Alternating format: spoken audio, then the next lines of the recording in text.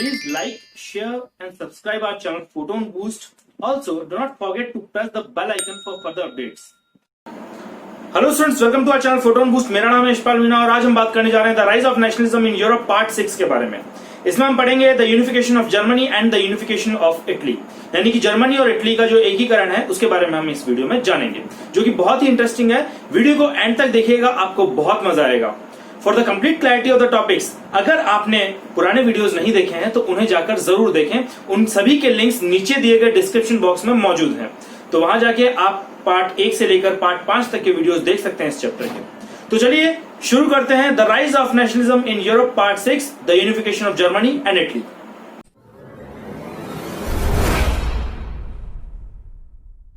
Welcome to our channel Photon boost.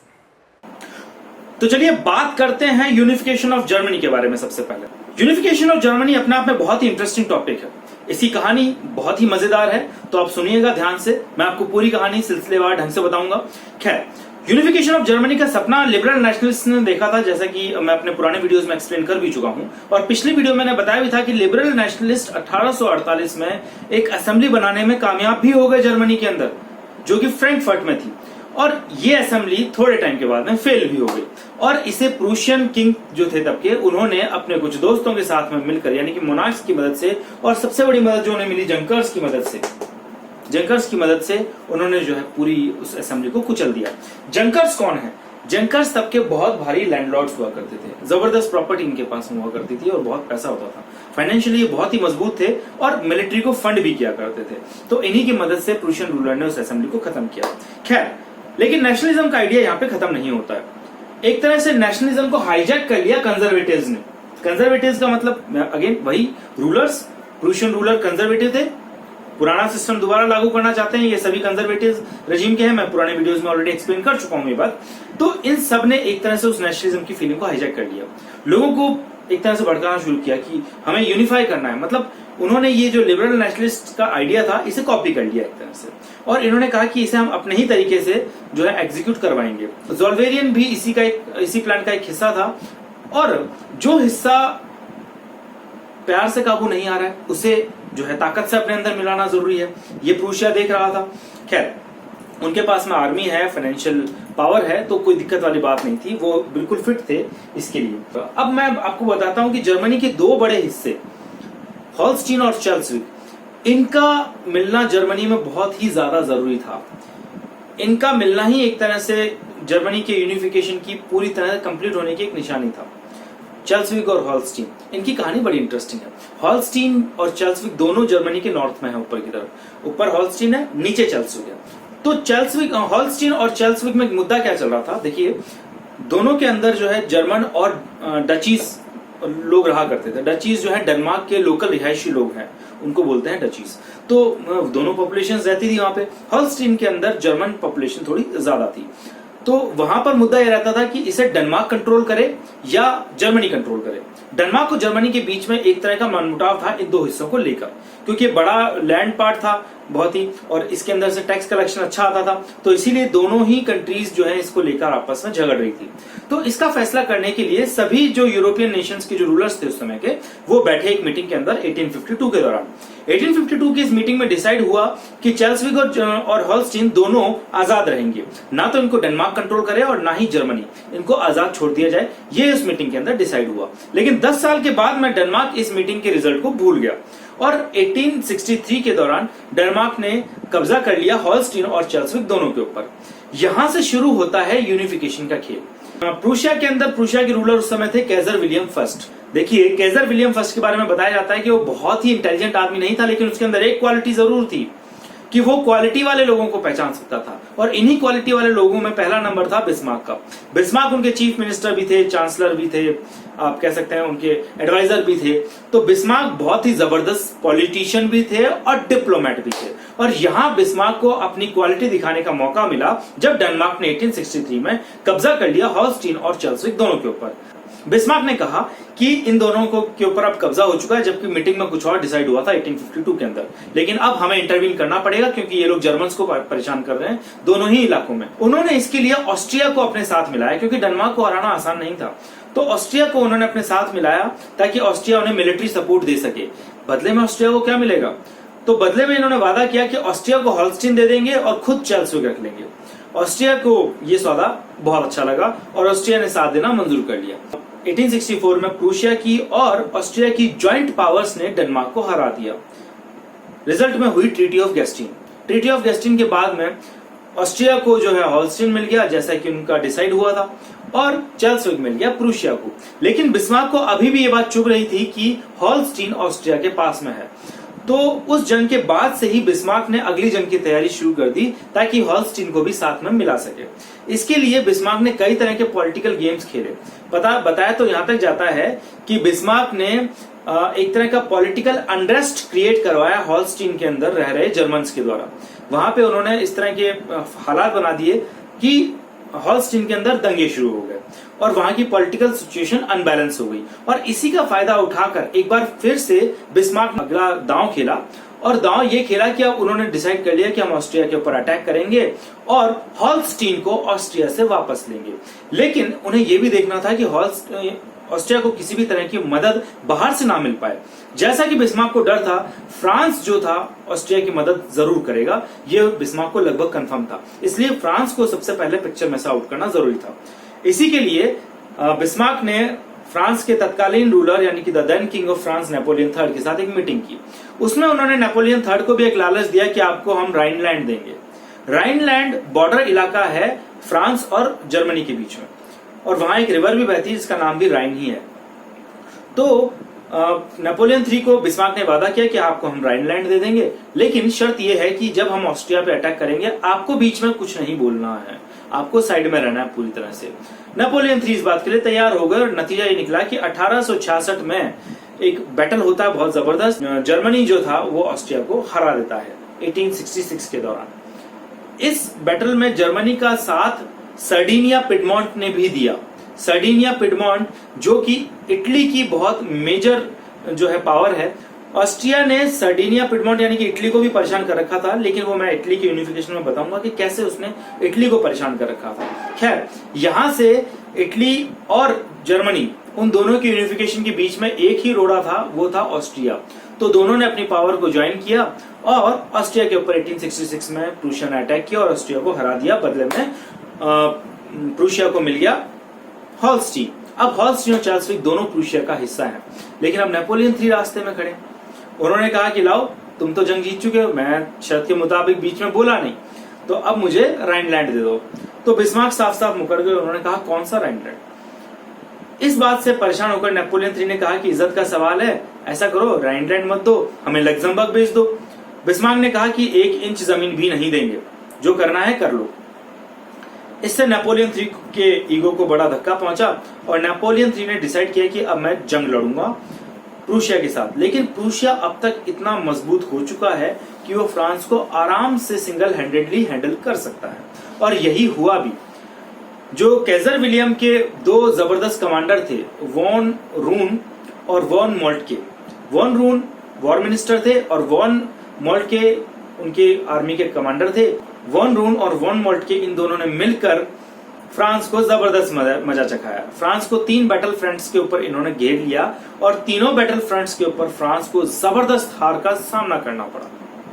1871 में France ये battle हार जाता है बहुत ही बुरी तरह से, और बिस्मार्क जर्मन यूनिफिकेशन अनाउंस करते हैं और उसी के साथ में कैजर विलियम फर्स्ट को यूनिफाइड जर्मनी का रूलर भी डिक्लेयर करते हैं। मगर ये पूरी सेरेमनी फ्रांस की इंसल्ट करने के लिए वर्सेल्स के महल में यानी कि पैलेस ऑफ वर्सेल्स में होती है।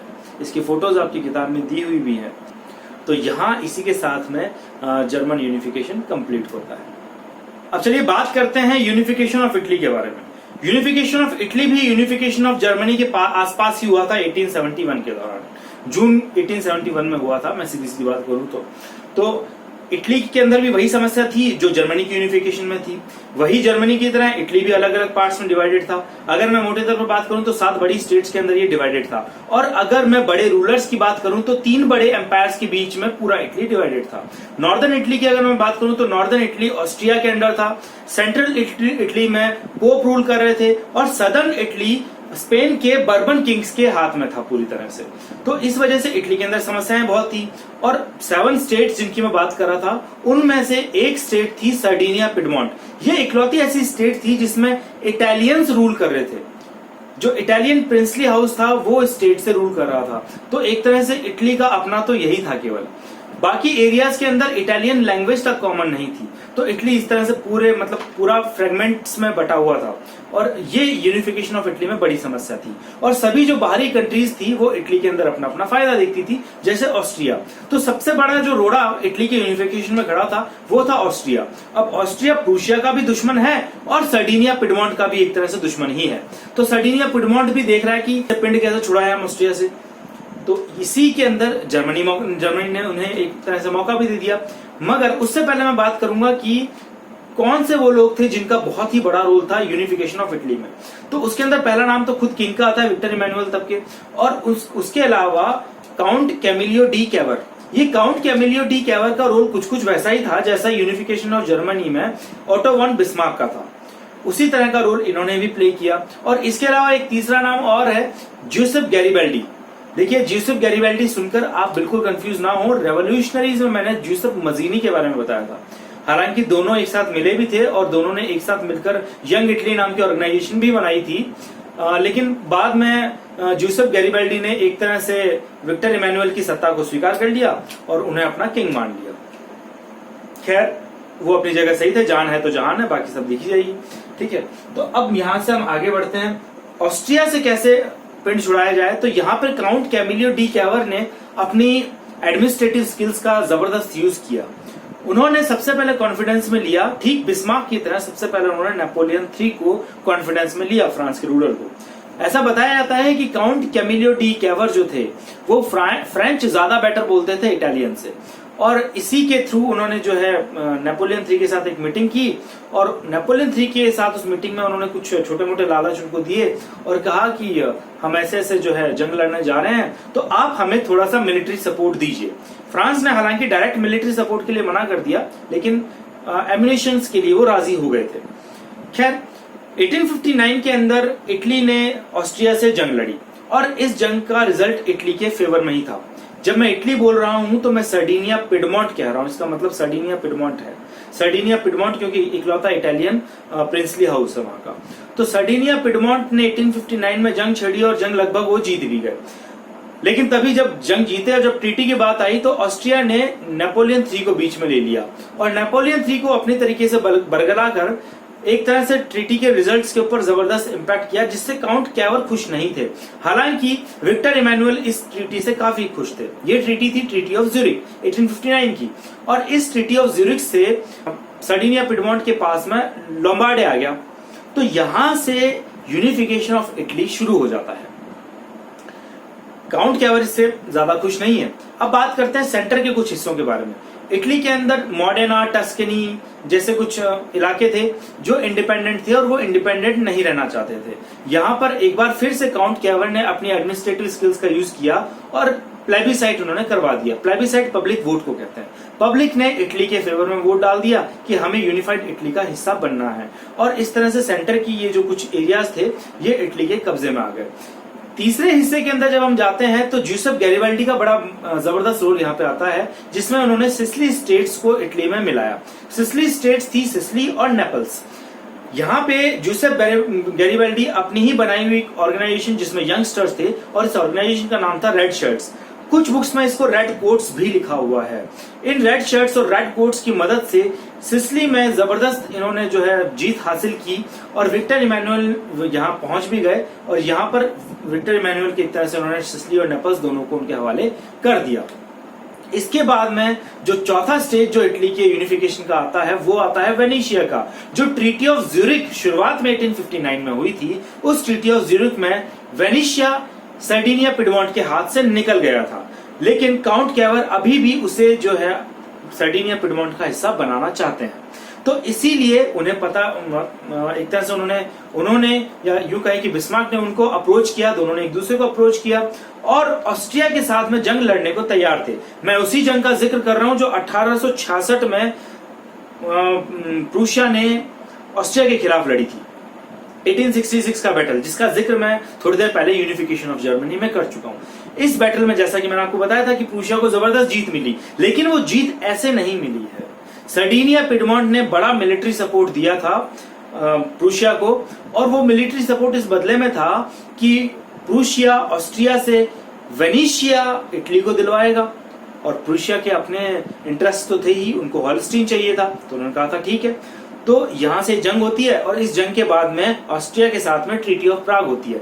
इस ट्रीटी ऑफ प्राग से प्रूशिया को तो हॉलस्टीन मिल गया और सर्डिनिया पिडमोंट को वेनेशिया मिल गया ट्रीटी ऑफ प्राग से। यहां पर जो है ये चरण भी कंप्लीट होता है इटली की यूनिफिकेशन का, और जो आखिरी स्टेज था वो था हार्ट ऑफ इटली का, जिसे रोम बोलते हैं, या यूं कहें कि रोम को हार्ट ऑफ इटली कहा जाता है। वो इसलिए कहा जाता है क्योंकि रोम बिल्कुल इटली के सेंटर में है, और इटली के सेंटर में पोप अपना राज चला रहे थे। लेकिन पोप की किस्मत खराब थी, पोप से कोई जंग लड़ने की जरूरत नहीं पड़ी सर्डिनिया पिडमोंट को, क्योंकि प्रूशिया ने जो जंग लड़ ली थी फ्रांस के साथ में, जैसा कि मैंने आपको यूनिफिकेशन ऑफ जर्मनी में बताया था कि प्रूशिया ने फ्रांस के खिलाफ भी जंग छेड़ दी, या यूं कहें कि फ्रांस ने प्रूशिया के खिलाफ ईगो में जंग छेड़ दी, और उस जंग में फ्रांस को जबरदस्त हार भी मिली 1871 में। वो हार मिली इसी की वजह से रोम में पोप को जो सपोर्ट फ्रांस ने दिया हुआ था, असल में पोप फ्रांस के मिलिट्री सपोर्ट से ही रोम के अंदर रूल कर रहे थे। लेकिन जब फ्रांस खुद हारने लगा तो उन्होंने अपनी डूबती नैया को बचाने के लिए अपने बचे कुछ जो सैनिक थे वो पोप से वापस ले लिए। उन्होंने कहा था कि हम खुद की जान नहीं बचा पा रहे हैं, आपको क्या मिलिट्री सपोर्ट दें। तो रोम से उन्होंने हर तरह का मिलिट्री सपोर्ट वापस ले लिया, और अब जो पोप जो थे रोम में बैठे थे वो बिल्कुल असहाय हो गए। अब उनके सामने विक्टर इमैनुअल को किंग मारने के अलावा और कोई चारा बचा नहीं, और यही हुआ भी। तो इसी तरह से 1871 जून में इटली ने अपने आप को यूनिफाइड घोषित कर दिया, और यूनिफाइड इटली के राजा थे विक्टर इमैनुअल, और यहां खत्म होता है यूनिफिकेशन ऑफ इटली। तो ये बात करते हैं the strange case of Britain के बारे में। देखिए, ब्रिटेन का भी यूनिफिकेशन हुआ था, और ये यूनिफिकेशन आपको यूनिफिकेशन कम और प्रॉब्लम ज्यादा लगेगा। ब्रिटेन के अंदर बहुत से अलग अलग इथनिक ग्रुप्स रहा करते थे। इथनिक ग्रुप्स कल्चरल डाइवर्सिटीज को बोलते हैं। ये इथनिक ग्रुप्स अलग अलग भाषाओं का प्रयोग करते थे, जैसे वेल्श, इंग्लिश, स्कॉटिश, आयरिश, इस तरह की भाषाएं ये बोला करते थे। इनमें इंग्लिश जो थे वो काफी डोमिनेंट कैरेक्टर के थे। इनका डोमिनेंस थोड़ी देर में आपको समझ में आ जाएगा। बहरहाल हम बात करते हैं 1688 के बारे में। 1688 में ब्रिटिश पार्लियामेंट ने सत्ता हथियाली सारी अपने हाथ में कर ली, जो वहां की जो क्राउन रूल जो था उससे पावर छीन ली, एक तरह से आप ये कह सकते हैं, और अपने हाथ में वो पावर ले ली। और ये जो ब्रिटिश पार्लियामेंट थी इसे ज्यादातर डोमिनेट कर रहे थे इंग्लिश, तो इसकी वजह से एक बड़ी प्रॉब्लम वहां पे खड़ी हो रही थी। इंग्लिश जो लोग थे उन्होंने इंग्लिश लैंग्वेज को पूरे ब्रिटेन पे थोप दिया। इसका एग्जांपल मैं आपको थोड़ी देर में दूंगा। 1707 में इंग्लैंड के साथ में स्कॉटलैंड मर्ज हुआ, और इसी मर्जर के साथ में इस पूरे एरिया को कंबाइंडली बोला जाने लगा the great Britain. The great Britain का मतलब है इंग्लैंड प्लस स्कॉटलैंड। स्कॉटलैंड पे कुछ दिनों के बाद में इन्होंने इंग्लिश को थोपना शुरू कर दिया, और वहां की जो इथनिक ग्रुप्स थे उन्हें सप्रेस या ऑप्रेस करना शुरू कर दिया, उन्हें दबाना शुरू कर दिया। आयरिश के साथ में भी, आयरलैंड के साथ में भी कुछ ऐसा ही हुआ। आयरिश लोग वहां रहते थे। आयरलैंड के अंदर कैथलिक्स ज्यादा रहते हैं और प्रोटेस्टेंट्स कम रहते हैं। कैथलिक्स और प्रोटेस्टेंट्स के बीच में पूरा आयरलैंड बटा हुआ था, और प्रोटेस्टेंट्स को फेवर कर रहे थे खुद इंग्लिश, यानी कि जो ब्रिटिश पार्लियामेंट थी वो प्रोटेस्टेंट्स को फेवर कर रही थी। उन्होंने जो है प्रोटेस्टेंट्स को फंड भी किया ताकि वो कैथलिक्स को दबा सके, और ये हुआ भी। और वहां पे भी एक नई प्रॉब्लम दोबारा से खड़ी हो गई, जहां पे कैथलिक्स को दबाया जाने लगा। आयरिश के साथ में भी यही हुआ, और यही पूरा ड्रामा पूरे ब्रिटेन में चल रहा था। इंग्लिश पावर अपने हाथ में रख सके इसीलिए उन्होंने पावर सेंटर बनाया इंग्लैंड को, जहां पे इंग्लिश जो बोलने वाले लोग थे उनकी पॉपुलेशन मेजॉरिटी में थी। जैसा कि मैंने आपको बताया, ब्रिटेन की जो पार्लियामेंट थी उसमें भी इंग्लिश लोग ही मेजॉरिटी में थे, एक तरह से वही डोमिनेट कर रहे थे, तो उन्हीं के जो ऑर्डर्स थे वो फाइनल हुआ करते थे, और ये सारी ड्रामे वहां पे जारी रहे। खैर, आयरलैंड के अंदर इन्हीं सब चीजों के चलते एक जबरदस्त रिवोल्ट होता है 1798 में। इस रिवोल्ट को वुल्फ टोन ने अंजाम दिया, और इन्होंने यूनाइटेड आयरिशमैन करके अपने एक रेवोल्यूशनरी ऑर्गेनाइजेशन वहां बनाई, और इस रेवोल्यूशनरी ऑर्गेनाइजेशन ने ही ये रिवोल्ट एग्जीक्यूट किया। मगर इस रिवोल्ट को इंग्लिश लोगों ने काफी ब्रूटली कुचल दिया। इसके बाद में कोई रिवोल्ट नहीं होता है।